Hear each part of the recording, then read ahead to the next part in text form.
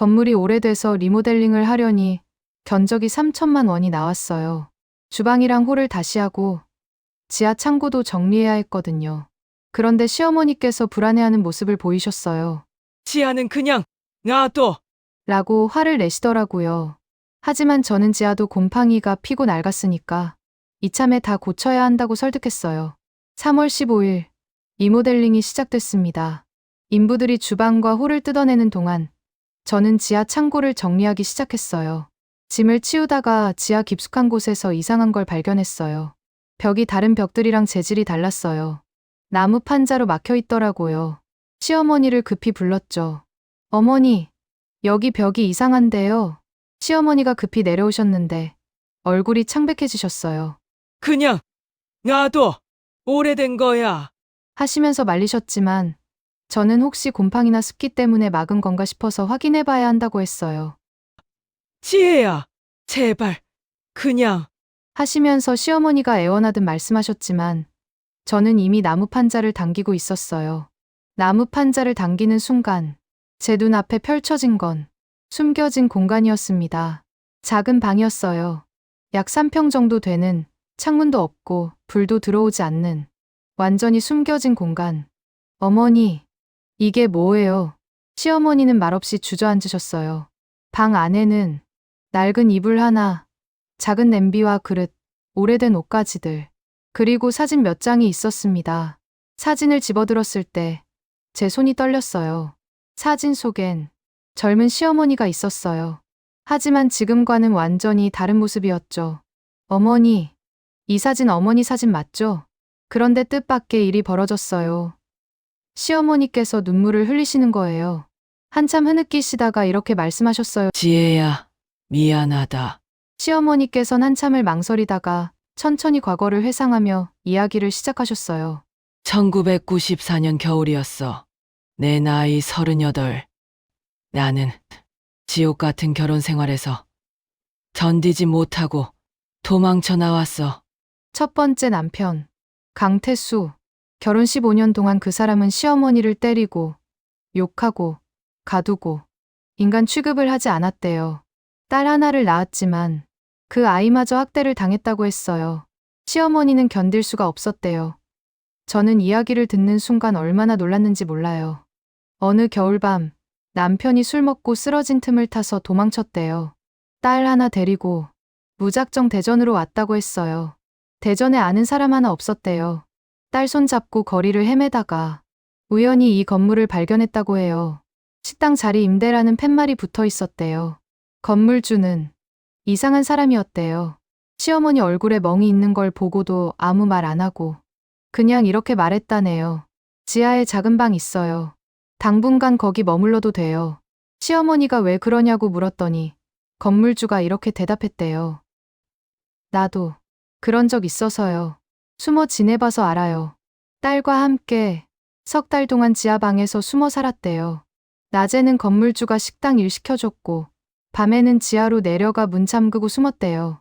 잡아갈까봐 매일 밤 두려웠다고 했어요. 석 달 후 건물주가 말했대요. 이제 괜찮을 거예요. 식당 계약하세요. 시어머니가 돈이 없다고 하니까 건물주는 보증금은 나중에 주세요. 천천히요. 하고 말했대요. 그렇게 이 식당을 시작했대요. 새 이름으로 살았고 새 가족을 만들었고 30년 동안 이곳을 떠나지 않고 살았다고 했어요. 저는 너무 충격을 받아서 물었어요. 어머니, 그럼 딸은요? 어머니 딸은 어디 있어요? 시어머니는 한참을 말씀하지 못하셨어요. 그 애는 어머니, 시어머니가 울먹이며 말씀하셨어요.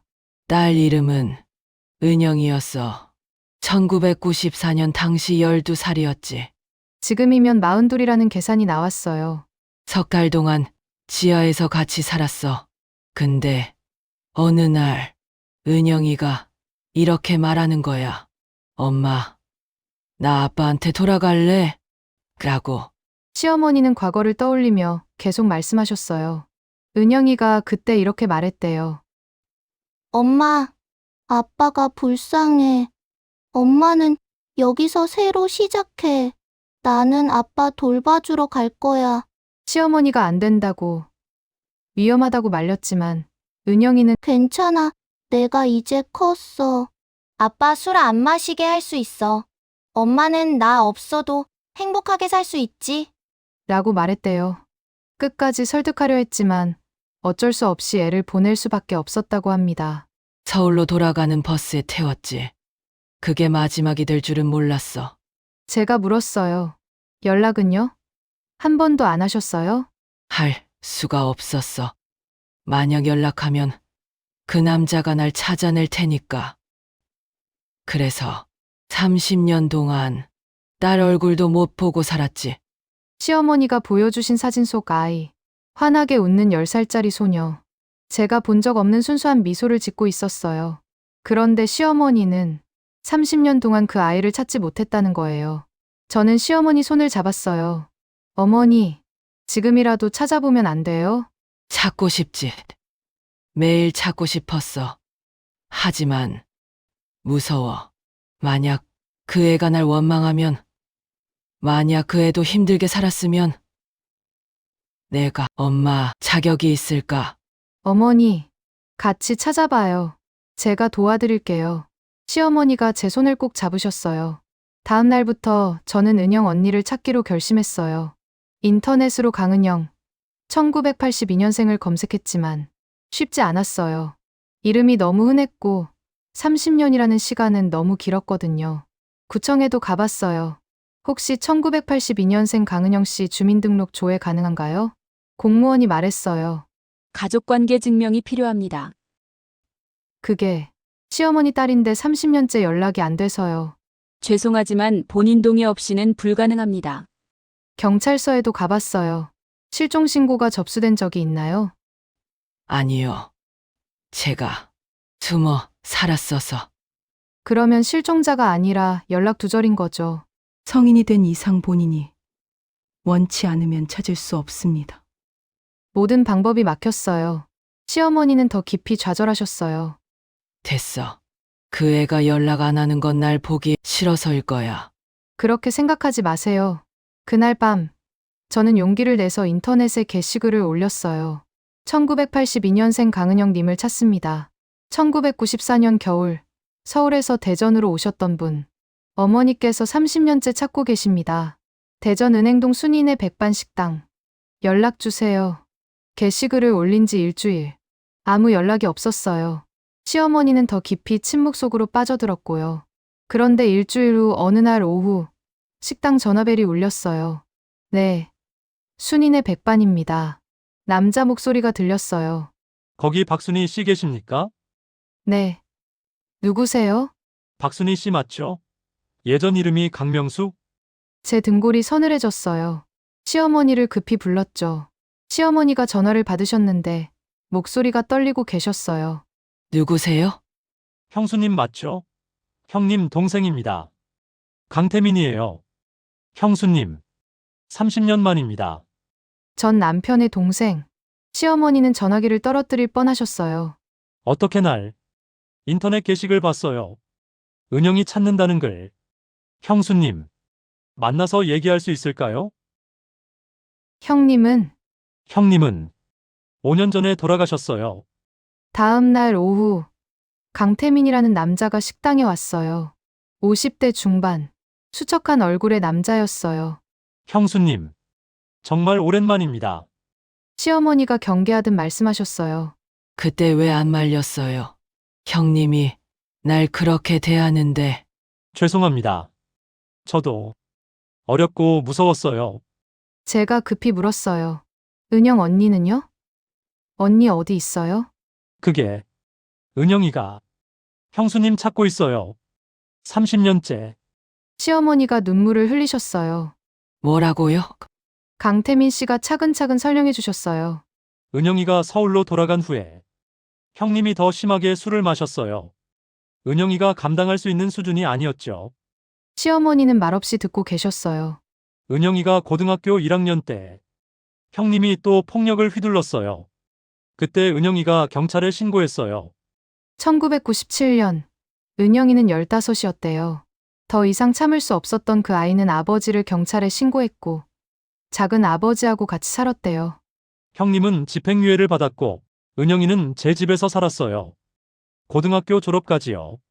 제가 물었어요. 그럼 지금은요? 대학 진학하고 결혼했어요. 지금은 아이 둘 키우며 살고 있죠. 시어머니가 눈물을 흘리며 말씀하셨어요. 결혼을 했구나. 근데 은영이가 평생 형수님을 찾았어요. 엄마가 어디 있을까? 엄마는 잘 살고 계실까? 매일 그 이야기만 했다고 했습니다. 난 연락할 수가 없었어. 그 사람이 날 찾을까봐. 알아요. 형수님이 왜 그러셨는지. 형님은 5년 전에 간경화로 돌아가셨어요. 돌아가시기 전까지도 형수님을 찾아내겠다고 난리였어요. 시어머니는 그제야 한숨을 쉬셨어요. 그 애가 형수님을 너무 보고 싶어 해요. 그날 밤 시어머니가 말씀하셨어요. 지혜야, 난 못 만나겠어. 왜요? 30년 동안 엄마 노릇 못했잖아. 그 애 결혼식도 못 가고 애들 낳을 때도 옆에 없었고 무슨 얼굴로. 어머니. 은영 언니는 어머니를 원망하지 않을 거예요. 어떻게 알아? 왜냐면 저도 그랬으니까요. 저는 시어머니께 제 이야기를 했어요. 어머니, 사실 저도 친정 엄마랑 5년 넘게 연락 안 됐던 적 있어요. 시어머니가 놀라셨어요. 뭐, 제 엄마도 아빠한테 맞고 살았어요. 그러다 저 초등학생 때 집 나갔죠. 저는 오랫동안 엄마를 원망했어요. 왜 날 두고 갔지? 나만 혼자 고생하게. 그런데 저는 계속 말했어요. 어렸을 땐 엄마 원망 많이 했었지만 결혼하고 깨달았어요. 엄마도 살아야 했구나. 엄마도 사람이었구나. 시어머니가 눈물을 흘리셨어요. 지혜야, 어머니, 은영 언니도 그럴 거예요. 만나주세요. 며칠 후, 우리는 은영 씨를 만나기로 했어요. 장소는 식당. 30년 전 시어머니가 새 삶을 시작한 곳. 만남 당일 오전, 시어머니는 거울을 보시며 말씀하셨어요. 나 너무 늙었지? 아니에요. 아름다우세요. 은영이가 날 알아볼까? 당연히 알아보죠. 엄마잖아요. 오후 2시, 식당 문이 열렸어요. 한 여자가 들어왔습니다. 은영 씨, 42세, 차분한 인상의 여성이었어요. 은영 씨는 시어머니를 꼭 닮아 있었어요. 눈매, 코, 입꼬리. 젊은 시절 시어머니 그대로였죠. 두 사람이 말없이 마주봤어요. 내 딸 은영아. 엄마. 두 사람이 껴안으며 울었어요. 30년. 1950일. 그 긴 시간만큼의 공백은 한순간 사라졌습니다. 한참 후에 두 분이 자리에 앉으셨어요. 엄마, 어떻게 지냈어? 미안해. 정말 미안하다. 괜찮아. 나도 이제 엄마 됐으니까. 알아. 엄마가 왜 그랬는지. 너 힘들었지? 아빠 때문에. 응, 힘들었어. 근데 엄마가 더 힘들었을 것 같아. 혼자 딸도 못 보고 30년 동안 숨어 살았잖아. 너 날 원망하네? 했어. 엄청 했어. 근데 이제는 이해해. 엄마도 살아야 했잖아. 시어머니가 흐느끼며 말씀하셨어요. 고마워. 은영아, 이해해줘서. 제가 차를 내왔어요. 언니, 저는 지혜예요. 시어머니 며느리. 고마워요. 우리 엄마 잘 돌봐주셔서. 언니 덕분에 제가 좋은 시어머니 만났어요. 무슨 말이에요? 저한테도 다른 사람들한테도 따뜻하게 대해주시거든요. 언니 생각하면서 살아오셨거든요. 은영 씨가 말했어요. 엄마 소개해줄 사람들 있어. 누구? 그때 문 밖에 서 있던 남편과 두 아이가 들어왔어요. 엄마, 사위와 손주들이야. 시어머니는 손으로 입을 막으셨어요. 손주, 10살쯤 돼 보이는 여자아이가 물었어요. 할머니, 7살쯤 되는 남자아이가 소리쳤어요. 외할머니다. 아이들이 달려와 안겼어요. 시어머니는 처음 만난 손주들을 안고 한참을 우셨습니다. 30년 만에 다시 가족이 된 순간이었어요. 손녀가 말했어요. 할머니, 우리 엄마가 할머니 이야기 많이 해줬어요. 그래? 할머니가 엄마한테 머리도 빗겨주고 책도 읽어주고 맛있는 거 많이 해줬대요. 시어머니가 은영 씨를 보며 말씀하셨어요. 기억하고 있었구나. 난 12살까지만 엄마랑 살았지만 그게 내 인생에서 가장 행복한 시간이었어. 며칠 후, 우리는 지하방 앞에 함께 갔어요. 엄마, 이게 그 방이야? 응, 우리가 석 달 동안 숨어 살던 방. 은영 씨가 방 안을 보며 말했어요. 기억나. 여기서 엄마랑 이불 덮고 자고 엄마가 라면 끓여주. 좁았지? 아니. 좋았어. 엄마랑 둘이서 안전하게 있었으니까. 방 안의 물건들을 보던 은영 씨가 뭔가를 발견했어요. 엄마. 이거, 낡은 인형 하나였어요. 이거 내 인형이잖아. 그래, 맞아. 내가 두고 간 거 버릴 수가 없었어. 은영 씨가 인형을 안으며 울었어요. 엄마, 30년 동안 간직하고 있었어? 내가 생각나면 여기 내려와서 봤어. 그리고 울고 또 울고. 제가 말했어요. 어머니, 그래서 여기 못 치우게 하신 거였구나. 그래. 이 방은 내가 다시 태어난 곳이거든. 그리고 은영이와의 마지막 기억이 있는 곳이고. 엄마, 이제 이 방 없애도 돼. 우리 이제 다시 만났잖아. 그래. 이제는 괜찮겠다. 은영 씨와 재회한 후 시어머니는 완전히 달라지셨어요. 표정도 밝아지고 손주들이 자주 와서 식당도 활기찼어요. 그런데 일주일 후 어느 날 오후 식당 문이 열리며 중년 남자가 들어왔어요. 여기 박순희 씨 계십니까? 네. 누구세요? 저는 대한법무법인 변호사 김성호라고 합니다. 시어머니가 긴장하시며 나오셨어요. 무슨 일로 오셨나요? 여기 건물주 이철수 씨 아십니까? 네, 그분이요. 저를 도와주신 분인데. 이철수 씨께서 돌아가셨습니다. 아니, 그게 무슨. 시어머니께선 충격을 받으신 것 같았습니다. 유언을 남기셨는데 자세한 내용은 사무실로 나오시면 설명을 해 주신다고 했습니다. 시어머니에게 전달할 것도 있다고 하셨습니다. 모녀 상봉 후 은영 씨가 자주 찾아오기 시작했어요. 주말마다 손주들을 데리고 와서 함께 시간을 보냈어요. 어느 토요일 오후 시어머니와 은영 씨 그리고 저까지 셋이서 지하방 앞에 앉아 있었어요. 엄마, 이 방 정말 신기해. 시어머니가 방 안을 들여다보시며 말씀하셨어요. 30년 전 겨울. 여기 처음 왔을 때 나는 정말 죽고 싶었거든. 엄마, 너를 서울로 보내고 나니까 모든 게 끝난 것 같았어. 매일 밤 이 방에서 울었어. 근데 그때 집주인 아저씨께서 매일 밥을 갖다 주셨어.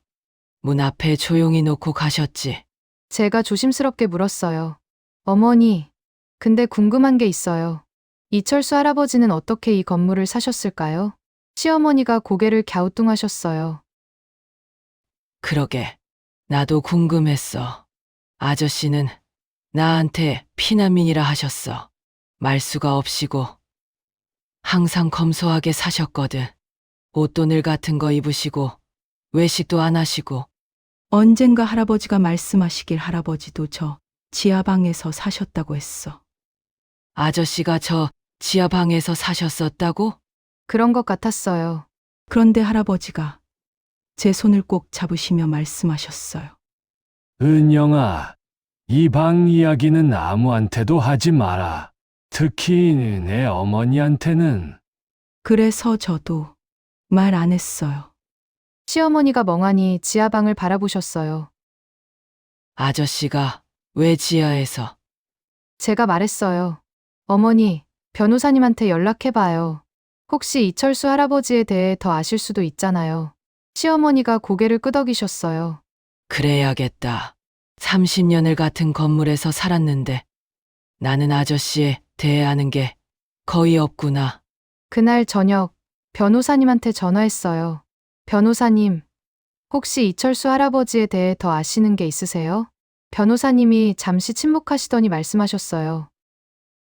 있습니다. 사실 제가 먼저 연락드리려던 참이었습니다. 이철수 씨가 남기신 게 하나 더 있거든요. 뭔가요? 내일 사무실로 오실 수 있으세요? 가족분들과 함께요. 시어머니가 떨리는 목소리로 물었어요. 무슨 내용인데요? 직접 보셔야 할 것 같습니다. 다음 날 오후, 우리 셋이 변호사 사무실로 갔어요. 변호사님은 책상 위에 낡은 가죽 가방을 올려놓으셨어요. 이철수 씨가 박순희 씨께 꼭 전해드리라고 하신 겁니다. 가방을 여니까 낡은 공책 여러 권과 2개의 봉투가 들어있었어요. 하나는 편지 봉투, 다른 하나는 두툼한 서류 봉투였어요. 먼저 이것부터 보세요. 변호사님이 서류 봉투를 꺼냈어요. 안에는 오래된 신문과 서류가 들어있었어요. 신문 기사 제목이 보였어요. 대전 화재 참사, 건설 노동자가 어린이 5명 구출. 시어머니가 기사를 읽기 시작했어요. 대전 중구 아파트 화재 현장에서 건설 노동자 이철수 58씨가 불길 속에서 어린이 5명을 구출해 화재다. 이 씨는 3층부터 5층까지 3차례나 불길 속으로 들어가 아이들을 구했으며 이 과정에서 전신 2도 화상을 입었다. 이철수 씨는 병원에서 당연한 일을 했을 뿐이라며 말을 아꼈다. 구출된 아이들의 부모들은 생명의 은인이라며 눈물로 감사를 표했다. 변호사님이 다른 서류를 꺼냈어요. 그리고 이게 그때 받으신 성금입니다. 성금이요? 네, 구출된 아이들의 부모들이 모금을 했습니다. 대전 시민들도 동참했고요. 총 8억 원이 모였습니다. 시어머니가 숨을 멈췄어요. 8억. 그리고 그중 3억 원은 정부 포상금이었습니다. 국민훈장까지 받으셨어요. 변호사님이 또 다른 서류를 보여줬어요. 국민훈장 목련장 증서입니다. 하지만 이철수 씨는 이 모든 걸 거부하셨습니다. 거부했다고요? 네, 훈장 수여식에도 안 나오셨고 언론 인터뷰도 전부 거절하셨습니다. 성금 8억도 3년 동안 손도 안 대셨어요. 왜요? 변호사님이 조용히 말씀하셨어요. 이 편지를 읽어보시면 아실 겁니다. 시어머니가 떨리는 손으로 편지 봉투를 열었어요. 편지지는 시간이 지나 노랗게 변색되어 있었어요. 시어머니가 천천히 소리 내어 읽기 시작하셨어요. 박순희에게 이 편지를 읽고 계시다면 나는 이미 세상을 떠났을 겁니다. 먼저 30년 동안 말하지 못한 이야기를 하려고 합니다. 나를 전쟁 때 내려온 피난민으로 알고 있겠지만 사실 나는 탈북자입니다. 1998년 2월 나는 두만강을 건넜습니다. 당시 내 나이 52, 고난의 행군 시기였습니다. 북에서는 수백만 명이 굶어 죽고 있었습니다. 저에게는 아내 김명숙과 26살 딸 이순희가 있었습니다. 그리고 3살 난 손녀 리은아도 있었습니다. 우리 가족은 함경북도 청진에서 살았습니다. 1997년 겨울부터 배급이 완전히 끊겼습니다. 아내가 제일 먼저 영양실조로 쓰러졌습니다. 얼마 지나지 않아 제 품에서 굶어 죽고 말았습니다. 딸 순이가 말했습니다. 아버지, 우리도 곧 죽을 것 같아요. 은하가 너무 말라가요. 3살 손녀 은하는 뼈만 남아 있었습니다. 제가 손녀를 안았을 때 너무 가벼워서 울었습니다. 1998년 1월 낳는 결심했습니다. 제가 먼저 중국으로 가서 돈을 벌겠다오. 그리고 딸과 손녀를 데려오겠다고. 딸이 울면서 말했습니다. 아버지, 저희도 같이 가요. 아니다, 은하가 너무 어려서 위험하다. 울면 다 잡힌다. 나 혼자 먼저 가서 돈 벌어서 너희 데리러 올게. 1998년 2월 5일 밤 나는 집을 나섰습니다. 손녀 은하가 잠에서 깨어 물었습니다. 할아버지 어디 가? 딸이 은하를 안으며 말했습니다. 아버지, 꼭 돌아오세요. 우리 기다릴게요. 그래, 기다려라. 6개월이면 돈 벌어서 꼭 데리러 올게. 나는 거짓말쟁이였습니다. 시어머니 손이 떨렸어요. 두만강을 건너 중국에서 6개월을 일했습니다. 브로커를 통해 북에 연락했습니다. 청진에 사는 리순이 찾아서 전해주세요. 아버지가 데리러 간다고. 브로커가 돌아와서 제게 말하더군요. 이순이는 5개월 전에 죽었다고. 손녀 은하도 같이 죽었다는 것이었습니다. 브로커가 옆집 할머니한테 들은 말을 전해 주었습니다. 리순이는 마지막까지 아버지를 기다렸답니다. 손녀도 매일 문 앞에 앉아서 할아버지 오실 거야 6개월이라고 했잖아라면서요. 그날부터 나는 사는 게 아니었다. 그 후로 전 2001년 한국으로 와서 대전 건설 현장에서 일하며 의미 없이 하루하루 그냥 살았습니다. 2004년 12월 17일 그날 아파트 공사 현장 옆 어린이집에서 화재가 났습니다. 사람들이 비명을 질렀습니다. 아이들이 안에 있어요. 라고 외치는 소리가 들렸고 나는 망설이지 않고 불길 속으로 뛰어들었습니다. 3층에 여자아이 둘, 제 손녀 은하와 비슷한 나이. 나는 두 아이를 안고 뛰어내려왔습니다. 나는 다시 5층으로 올라갔습니다. 3살 여자아이가 울고 있었습니다. 그 순간 내 손녀 은하가 보였습니다. 20년 전 제가 두고 온 그 아이가. 나는 가슴에 아이를 안았습니다. 괜찮아, 할아버지가 구해줄게 하고 안는 순간 불길이 나를 덮쳤습니다. 온몸이 타들어가는 느낌이었지만 아이를 놓지 않았습니다. 창문으로 뛰어내렸고 정신을 잃었습니다. 시어머니가 편지를 읽다가 흐느끼기 시작했어요. 병원에서 깨어났고 전신 2도 화상으로 3주간 입원 중이었습니다. 어느 날 구출된 아이들의 부모들이 찾아왔습니다. 생명의 은인이라고 고맙다고 울더군요. 나는 아무 말도 하지 못했습니다. 성금 8억 원과 국민훈장, 내 딸고 손녀도 구하지 못했는데 나는 모두 거절했습니다. 나는 영웅이 아닙니다. 나는 제 가족도 못 구한 사람입니다. 하지만 성금은 제 통장에 들어왔더군요. 3년 동안 나는 그 돈을 쓰지 않았습니다. 2007년 나는 깨달았습니다. 이 돈은 내 돈이 아니다. 딸과 손녀를 구하지 못한 나에게 하늘이 준 돈이다.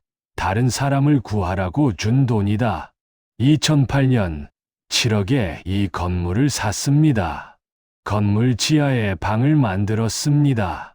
중국에서 숨어 살던 그 방처럼, 북에서 순이와 은하가 살던 그 방처럼 좁고 어둡고 추워도 그곳에서 살기로 했습니다. 나는 영웅이 아니다. 나는 가족을 버린 죄인이다. 편히 살 자격이 없다. 건물 1층은 8년을 비워뒀습니다. 2016년 12월 15일 눈이 많이 내리는 어느 날 문이 열리는 소리가 들려 밖을 나가 봤습니다. 한 여자가 쓰러져 있었습니다. 얼굴에 멍이 있는 애기 엄마가 어린 딸을 안고 있었습니다. 그 순간 나는 알았습니다. 이것이다. 내가 8년을 기다린 것이. 여자 이름 박순이, 제 딸과 같은 이름. 딸 이름 은영이 12살. 제 손녀 은하가 살았다면 지금 21. 나는 그들을 지하 방으로 데려갔습니다. 제가 살던 그 방으로. 그리고 매일 밥을 해줬습니다. 딸에게 못 해준 것을, 손녀에게 못 해준 것을 이제 할 수 있다. 2004년 화재 나는 5명의 아이를 구했습니다. 사람들은 저를 영웅이라고 했습니다. 하지만 나는 알았습니다. 나는 속죄하고 있었던 것을, 제 손녀를 구하지 못한 것을. 그날 불길 속에서 나는 제 손녀 은하를 봤습니다. 20년 전 굶어 죽은 그 아이를. 그래서 뛰어들었습니다. 죽어도 상관없었습니다. 단 한 명이라도 구하고 싶었습니다. 그리고 2016년 하늘이 제게 또 기회를 줬습니다. 박순희 씨, 당신과 은영이를, 당신을 통해 제 딸을 봤습니다. 은영이를 통해 제 손녀를 봤습니다. 당신 덕분에 나는 23년 만에 다시 아버지가 될 수 있었습니다. 할아버지가 될 수 있었습니다. 이 건물과 남은 돈 1억 2천만 원도 당신께 드릴까 합니다. 한 가지 부탁이 있습니다. 이 돈으로 저처럼 북에서 온 사람들을 도와주세요. 저처럼 가족을 잃은 사람들을, 저처럼 죄책감에 시달리는 사람들을, 그들에게 말해주세요. 당신 잘못이 아니다라고. 당신은 가족을 살리고 싶어서 떠날 수밖에 없었을 뿐이다라고. 방 안이 조용해졌어요. 시어머니는 편지를 꼭 안고 한참을 우셨어요. 일주일 후, 우리는 이철수 할아버지 묘소를 찾아갔어요. 시어머니는 묘비 앞에 무릎을 꿇고 앉았어요. 편지 읽고 모든 걸 알게 되었어요. 할아버지는 영웅이에요. 진짜 영웅이에요. 5명의 아이를 구하셨잖아요. 목숨 걸고. 할아버지는 결코 나쁜 사람이 아니에요. 따님도 손녀도 알았을 거예요. 모두 살기 위해 떠난 거라고. 시어머니가 마지막으로 말씀하셨어요. 아저씨 뜻대로 저 탈북자를 위한 쉼터 만들 거예요. 그리고 아저씨 이야기 모든 사람에게 전할게요. 할아버지, 이제 편히 쉬세요. 우리가 할아버지 마음 이어갈게요. 영원히. 하늘에 별이 3개 나란히 반짝이고 있었어요. 시어머니가 그 별들을 보며 미소 지으셨어요.